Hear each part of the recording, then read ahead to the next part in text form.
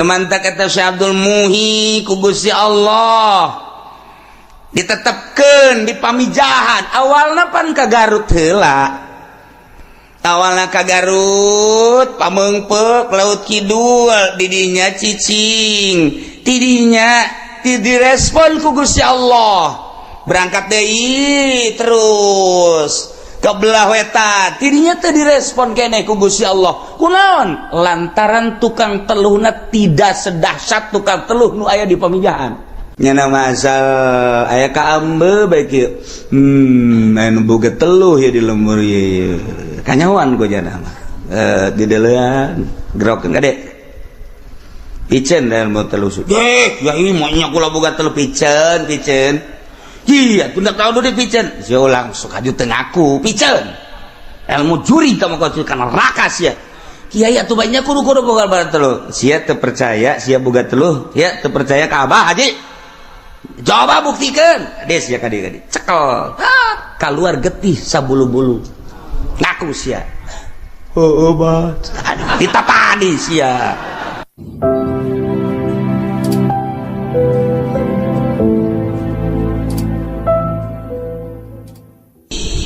kuari kumaha lamun penganiayaanana make teluh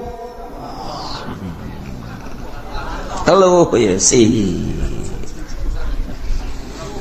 ulah dipajar eueuh ilmu sihir teh urang lamun nyaritakeun dina tafsir jaga engke sakedeung deui nyaritakeun tentang Firaun jeung Kangjeng Nabi Musa alaihis salam paneta teh tukang sihir anu ngamodip tambang jadi orai dadung jadi orai ngadu jeung Kangjeng Nabi Musa tongkatna jadi orai sihir teluh jeung mujizat ieu mah keur carita bahwa sihir teh aya teluh teh aya ulah dipajar eueuh ente mun teu percaya buktikan coba kuari tuh ke Sukabumi di mana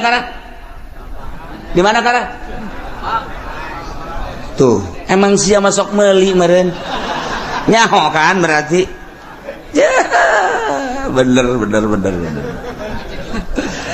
jarang sebar duit gara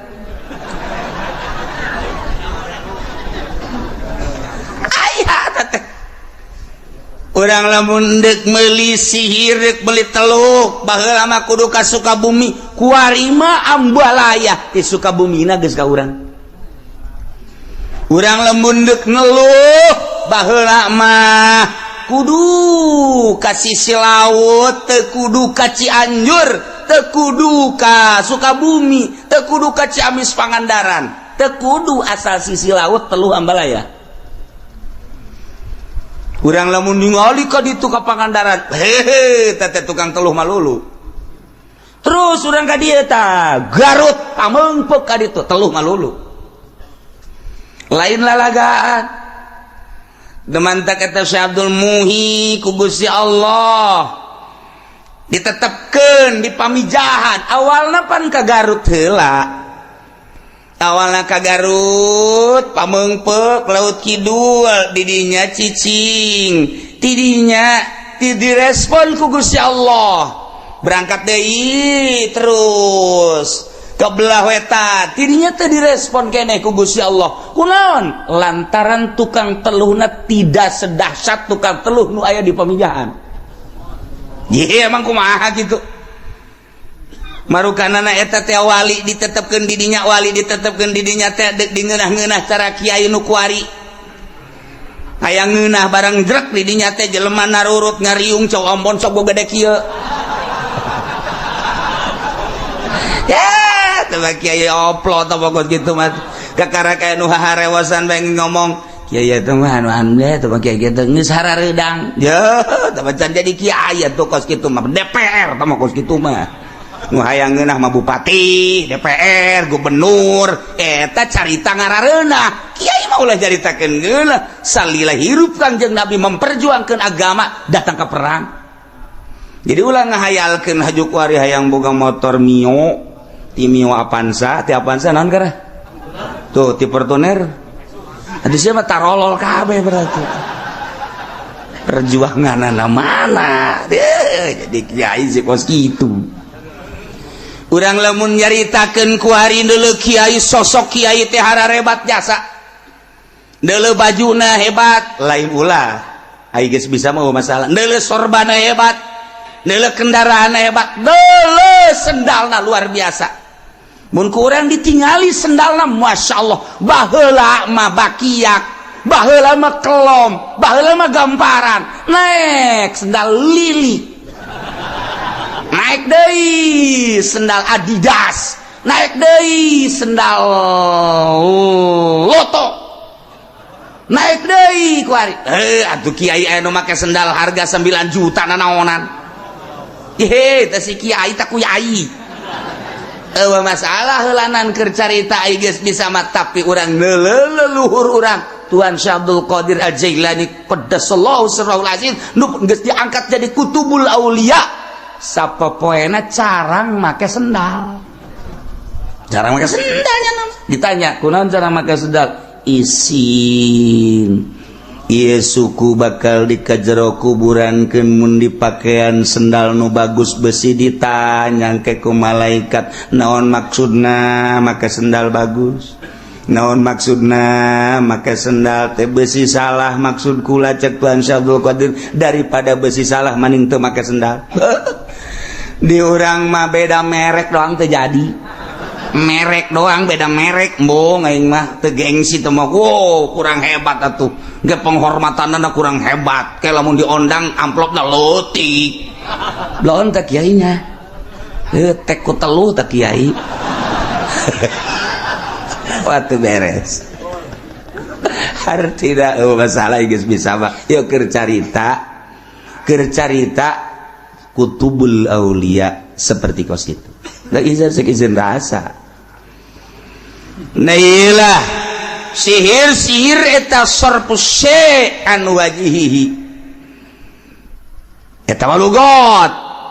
Tetapi sihir anu biasa dicaritakeun dina kitab Fawaidul Makiyah, dicaritakeun tidak berbagai tafsir-tafsir nyaritakeun tentang sihir. Oh, sloba nu jelas sihir teh aya. Kumaha?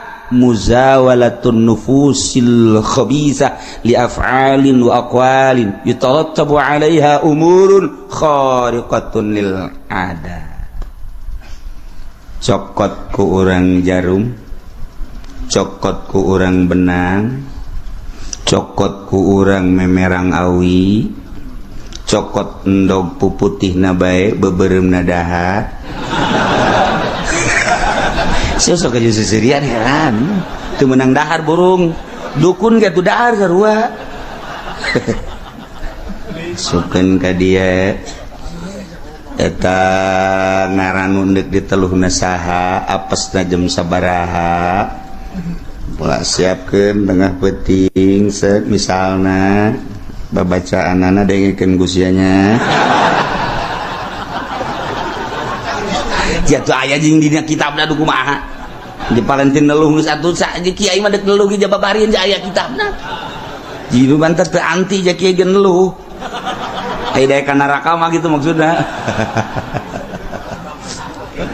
Baca.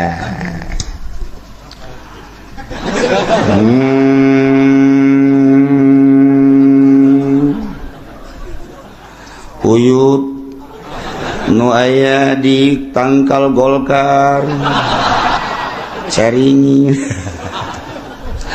Siapa tuh telu keur carita ayalah babacaan-babacaanna fet yukeun sek tenden di dinya mana arahkeun ka imahna mulai dibacakeun ulah napas set kudu di tengah sawah tengah huma ulah kadeulean ku sasaha sebab jurig kaganggu mun aya jelema jadi jana kudu babarengan jeung jurig mulai datanglah kanu dituju plek aduh kunaon Mbak coba iya nyeri amat, coba nyeri kerokan deh udah pindah ka dieu aduh kaceli pameureun teh mah kaasupan cai lain kaasupan cai gadadak ieu aduh tarang di dieu kunaon Pak aya meuli Fortuner ieu wah Bapak edan ya mulai berubah wajahna jadi berubah kulitna jadi berubah pemikiranna jadi berubah etalah teluh mulai melalui pagawean melalui ucapan anu enggeus dikemas ku bangsa perdukunan maka ketika nyampe terjadilah perubahan jelema nu diteluhna datang urang ka Sukabumi Assalamualaikum Ki Haji di Sukabumi Ki Haji Haji aya naon ti mana ye abdi ti Cikupa emang aya naon gitu ya kade kieu Pak Haji abdi dagang tadina maju dagang naon tuh sendal aju kumaha tuh kabelah dieuna waduh eta teh laku-laku gara-gara aya tetangga tah dagang deui sendal dieu kanyana bae ceng ulah diantepkeun kos kitu atuh ulah diantepkeun ceng ulah mun kitu diantepkeun atuh silaka ceng gampang nu kos kitu mah ceng